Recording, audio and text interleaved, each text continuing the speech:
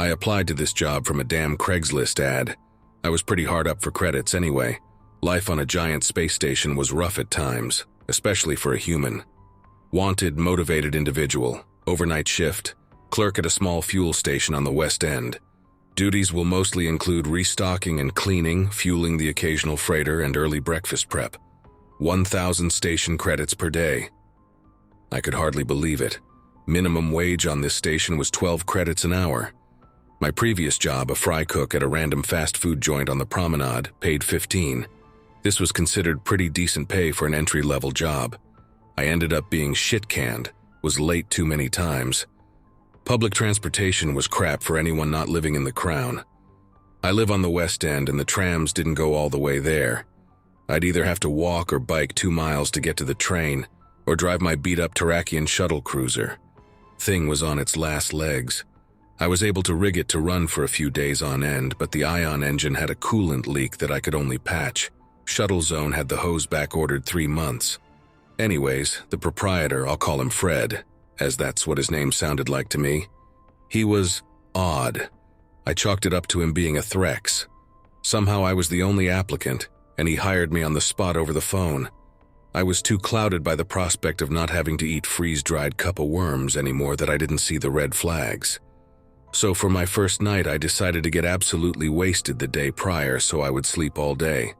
Of course, I awoke with a headache, but after a shower, I was golden. Golden like a shower, I always say. I hopped on my bike as the commute was short and arrived 20 minutes early. I didn't even know that this place was here, wondered how many times I had driven right past it. It was slightly outside the ring on a platform. The atmospheric shielding somehow extended outwards to enshroud the facility. With my back to the station, it seriously looked like a convenience store just floating in the ether on a slab of concrete. It was liminal, the old rectangular building sitting there in space, lights blinking or just not functioning, crickets singing the song of love somewhere in the bushes. Only one car in the lot. I assumed it was Fred's. It was an older Lexus R-Spec, you know the type. A 15-year-old luxury car, usually bought with tax returns to make the buyer appear better off than they really were. The first hour was uneventful. Apparently, Fred never came into the store. I met another employee, Crawl. I was his relief. He walked me through all of my duties and what the morning shift would be expecting out of me when they arrived. Really seemed simple enough. I didn't even have to go outside to refuel the carriers. Entire process was automated. I only had to run a quick fundage check and hit a green button. Didn't even have to talk to the driver. Entire interface was text-based. Before he left, he handed me a grease-stained envelope. It had "Night Clerk, open at midnight" written on it. Crawl just shrugged as he handed it to me, and then walked out to what was apparently his Lexus. I noticed that he only hovered it long enough to light up a cigarette, and then he rapidly floated off into the night. At about 11:55, I was walking towards the bathroom to give it a quick mopping when I saw the envelope. Close enough, I figured. Inside was a single, crumpled note. It looked like it had been folded and unfolded, jammed into pockets, and been dropped into the mud hundreds of times. It read as follows: "Rules for surviving the night. Please follow these to a T as your life depends on it. Rule number 1. If you hear a baby crying, lock yourself in the bathroom until it stops. Rule number 2. At 1:30 a.m., a customer will come in and order coffee from the machine. He will sit at the chair in the corner of the dining area. Do not make eye contact, do not speak with him. He will leave after 40 minutes. Rule number 3. There is a demon that lives on the underside of the slab. If you go outside between midnight and 3 a.m., it can and will eviscerate you. If you are a smoker, stand outside the back door on your break. Do not close it. It locks from the inside. If you hear a scream, go inside. Toss the cigarette first, please. I don't want my kitchen smelling like burned tobacco. Rule number 4. When cleaning the fryer oil, please turn off the fryers for 15 minutes. That stuff is hot, and the filters in the recirculation machine are just paper. Rule number 5. Close to the end of your shift, a cat may appear on the countertop. Run. Hide. Follow these rules and you will survive to collect your payment first thing in the morning. If you leave at any time, you will still be compensated half. Please lock the door before you leave. I thought they were a bit strange. Maybe they were trolling the new guy. Maybe a bunch of weird alien shit happened at a weird alien quickie mart on the edge of a weird alien space station. Whatever. The pay was good. I don't believe in demons anyway. I was restocking the small beer cooler when I heard the doorbell ring. Looking up, I saw that the time was 1:30 exactly. A large alien in a trench coat slithered in silently. Shit. This was the coffee guy. I'm not supposed to look at him. Still, I couldn't help it. I didn't think he could see me through the glass of the cooler anyway, as it was quite dark on my side of it. He slowly made his way to the coffee machine, a trail of slime following behind him. Fuck, I'm gonna have to mop that up, I thought. He flashed the credit chip on his wristband, the cup dropped, filled, and with a slimy tentacle he grabbed the cup shakily. Of course, once he sat down, I completely forgot about him. After I was done with the cooler, I decided it was break time. I grabbed an energy drink and my pack of cheap smokes and headed for the front door. I glanced over and made eye contact with the coffee slug.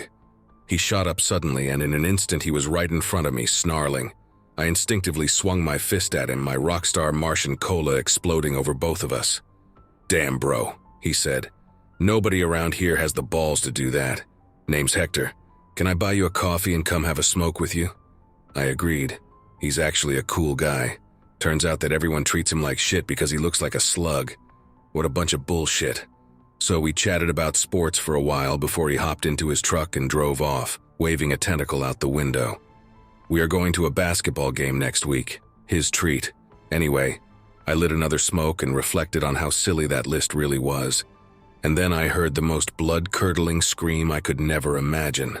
I turned towards the doorway, and standing in front of it was a fucking demon. And by demon, I mean demon. Red guy. Horns. Tail with the spiky bullshit at the end. You know, demon. It just stood there smiling at me. So of course I smiled back. The first guy seemed to respect lack of fear. Maybe Satan Jr. would too. Nope. It came straight at me, its right arm extended with a large claw out like it was planning on slashing me in half. I splashed the rest of my coffee in its face and blocked his arm. Then I elbowed him in the face. "Asshole!" it screamed, blood spilling from its nose. It then said, "I'll fuck you up for that, whatever the hell you are." And then it attempted to shove me, but I grabbed both of his arms and headbutted him right in his already broken nose. I have no idea what planet these alleged demons come from, but Christ are they weak. I'm not even that badass. I sleep with a waifu pillow. "I'm a human, and I don't believe in demons," I responded. I then kicked him in the nuts. I flipped him off and went back inside, flicking the remains of my saliva-soaked cigarette at him. Demons are pussies. I completely spaced the fryers. I was too concerned with getting all the breakfast burritos made well before the deadline. I even wrapped them in different colors of foil to denote ham, bacon, or worm. And then I heard the crying baby. After everything else I saw tonight, no way was I locking myself in a truck stop shitter for an indeterminate period of time. Fuck that noise. I grabbed a meat cleaver and walked around looking for it. I kicked demon ass tonight.